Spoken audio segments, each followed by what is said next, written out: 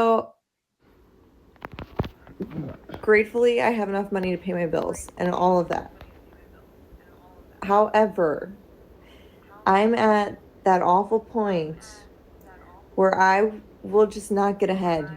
I will just not get ahead. I don't have enough left over to make a dent in building up my bank. Like, And you also, yeah, so and this was by design. You're gonna have just enough to get your bills paid and shit, but not enough for any actual like wealth building or anything. And that was by design. All right. And then you throw in the fact that now they've started taking these student loan payments again, and a lot of you people owe student loan debt.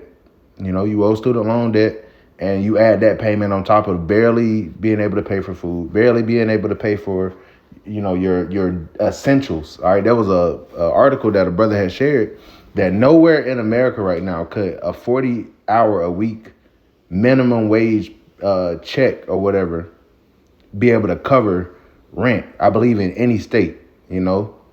So if there's people out here still making minimum wage and they're working 40 hours a week, they cannot afford to live anywhere in America. Okay, so that's a big issue. Some people may make a little more than that, all right, but nonetheless, a lot of people have been living above their means. All right, hey, people have been coining America as of lately as a third world country with a Gucci belt. So it's very poor, and there's something called house poor where you have just enough to cover the mortgage. The house looks nice and shit, but that eats away at the majority of your income. So you don't really have any money like that. It just looks like you do. And see, that's where America was different from a lot of these other countries, because here it looks like people are doing well. People have cars. They have, hey, they were even able to, finance pizzas and shit on Klarna. But now it's saying that people aren't even paying those back. So that shows you the health of the economy.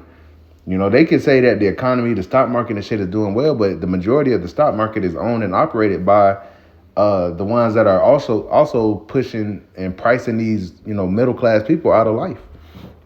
All right, and this is all to set up for a new system, so that when they provide this new system, you people are going to along with the push for famine, and perilous times, you people are going to want a sense of normalcy, and that will be salvation for y'all on the left hand side. All right, but like it says in Second Ezra the 16th chapter, those that consent unto him shall be had in derision and reproach and trodden underfoot. So you're not going to be in good case simply because you accept that MOTB. All right, they're about to make you people's lives a living hell. But see, that's why, according to Isaiah, we're not going to stay upon him that smote us anymore.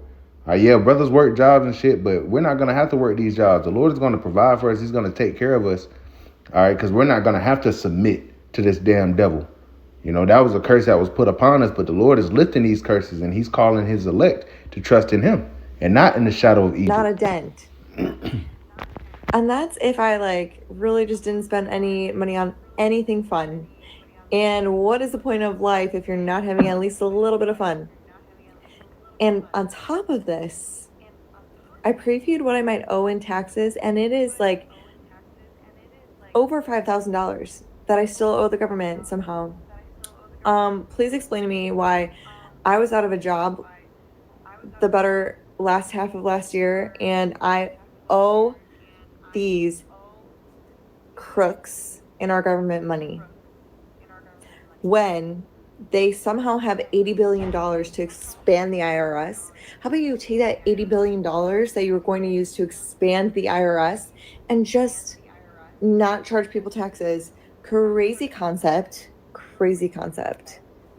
But yeah, anyways, raise your hand who's doing well. I'm just mad. I'm just fucking mad anymore.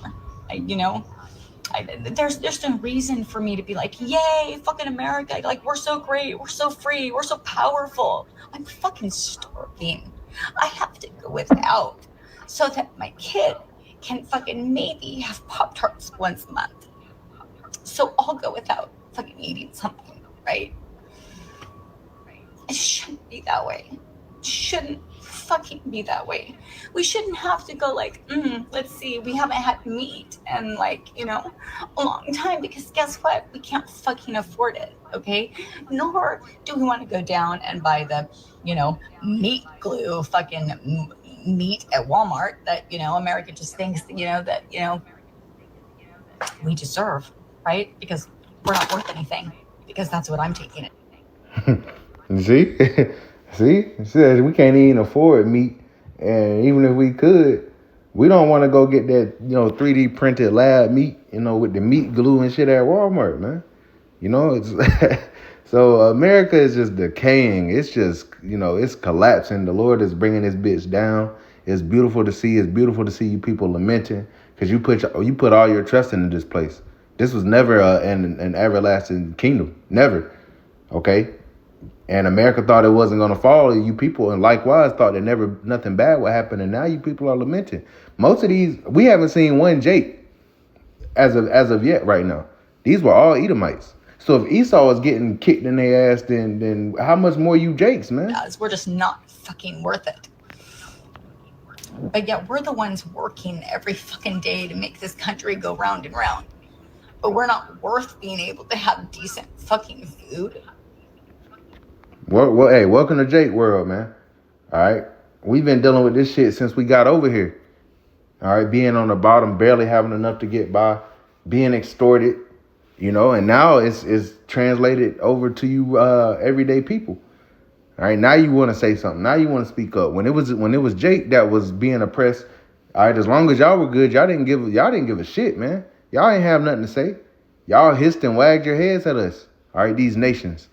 All right, but now that they didn't turn on you everyday people, they didn't cut y'all out y'all own blessing, your own kingdom. Now y'all mad. Or now y'all want to say something. The amount of food that we need to fucking have one of our family members go without. I'm done. I'm so done. It shouldn't be this way. And I know that it's not just this way for me. I called today because my garbage cans got picked up, right?